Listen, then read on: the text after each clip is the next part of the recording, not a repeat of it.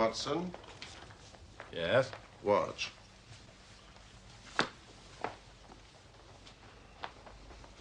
The chemical reaction you are about to witness will solve the mystery concerning the persecution of Mr. John Vincent Harding. Excellent. The tobacco millionaire. Shall I take notes? No, I will dictate in the fullness of time.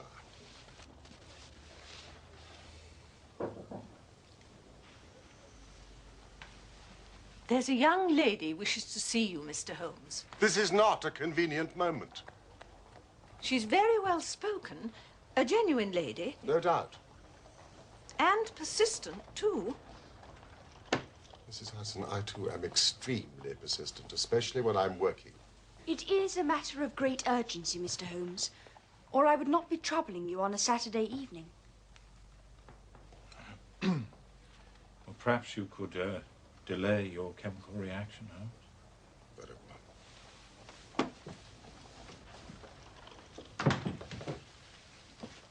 well. Do sit down. Miss... Violet Smith. Dr. Watson. Thank you, Mrs. Hudson. A genuine lady, I told you. Oh, please. Thank you. I'll be quite happy here. Very well. Miss Smith, you must tell us your matter of great urgency.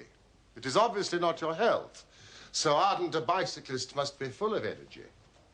Yes, I bicycle a good deal. Slight roughening on the side of the soles caused by the friction of the pedals. Excellent, Watson. The marks on your shoes. Oh, yes. Even if I have to travel a long way, I take my bicycle on the train with me, as I did today. You will excuse me, but it is my business. Yes, I nearly fell into the error of supposing you earned a living by typewriting, but of course it is obviously music. You will observe, Watson, the spatulate finger ends, which is common to both professions. There is a spirituality about the face, however, which the typewriter does not generate. This lady is a musician. Yes, Mr. Holmes, I teach music. In the country, I presume, from your complexion. Near Farnham, on the borders of Surrey. But please, let me explain why I am here.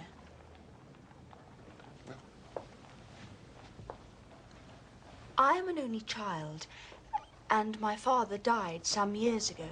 His name and profession? James Smith.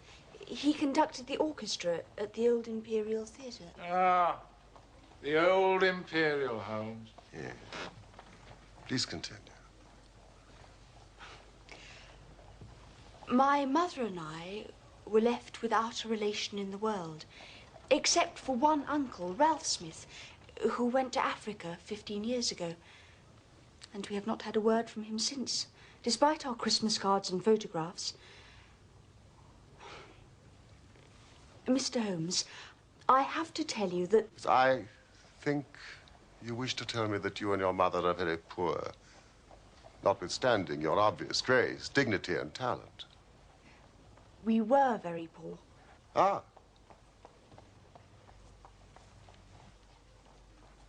About 4 months ago, in February, we were told there was an advertisement in the Times inquiring for our whereabouts. You can imagine how excited we were, for we thought that someone had left us a fortune. I went at once to the lawyers whose name was given in the paper.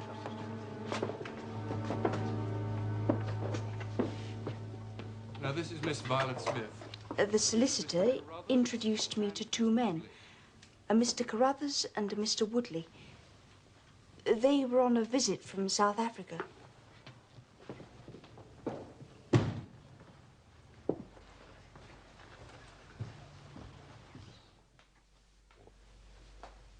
I wish I could tell you your uncle left you a vast fortune, but as I said... He died in extreme poverty. However, I myself am not without means.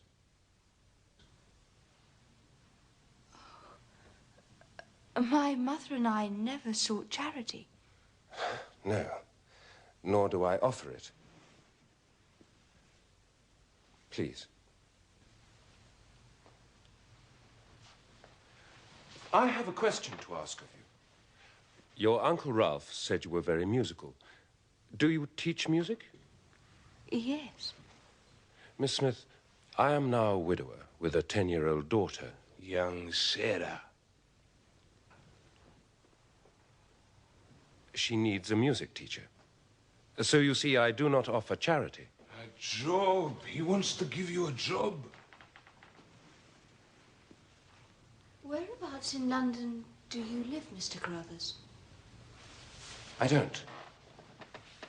I live about 6 miles from Farnham, in Surrey, at Chilton Grange. I couldn't possibly leave my mother on her own. I will pay you £100 a year. 100 a year? Yes. Approximately double the market price, I think. Oh, at least. Which you obviously accepted. Or you wouldn't be here now. Yes, I accepted the offer. Oh, Mr. Carruthers agreed that I should go home every weekend to my mother in town. So this is one of your weekend visits to London? It is. Tell me about your life at Chilton Grange. For a while, it was quite perfect. Every Monday morning, I would take the train to Farnham and then bicycle from the station to the house.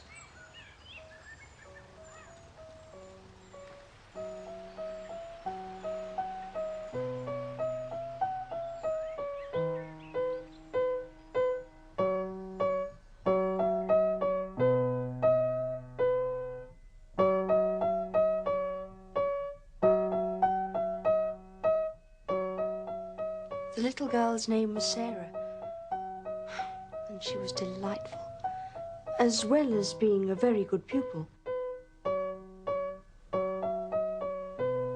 That was very much better, Sarah. May I try it again?